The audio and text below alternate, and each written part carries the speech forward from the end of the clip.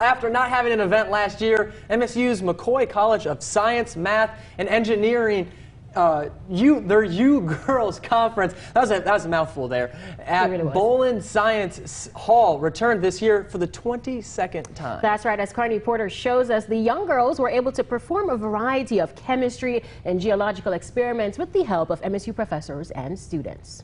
Many teenage girls spend their weekends shopping or going to the movies.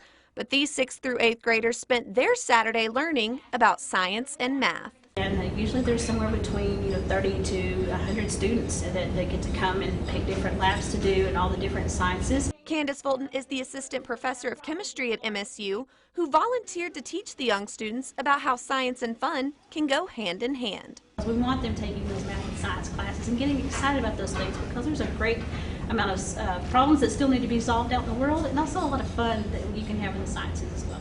The theme of this year's U Girls Conference was Girls Rock, a geology theme where they learned about mapping seafloors, as well as performing a chemistry experiment where they were shown how rocks react to acidity over time. Dean of McCoy College of Science, Math, and Engineering, Dr. Marcy Brown Marsden, says the girls' willingness to learn shows their interest in the field goes beyond their experiences in the classroom. I find a lot of it is curiosity. They're really curious about what is going on.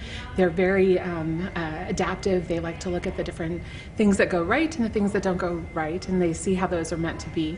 Dr. Brown Marsden hopes this conference encourages young girls to be passionate about science, despite the difficulties that come with the subject.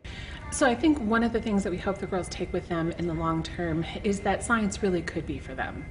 Sometimes we get the sense that when things get difficult or when things get different, it may not be the right career field for them. And we will tell them that we all have our questions, we all have our limitations, but by thinking that it's for us, that we can actually consider it a potential career, then that hopefully keeps them in that career in the future. A future that allows young women to change the world.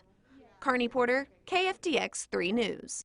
What an awesome program there, and they hope to bring this experience to young girls in the area for many more years to come.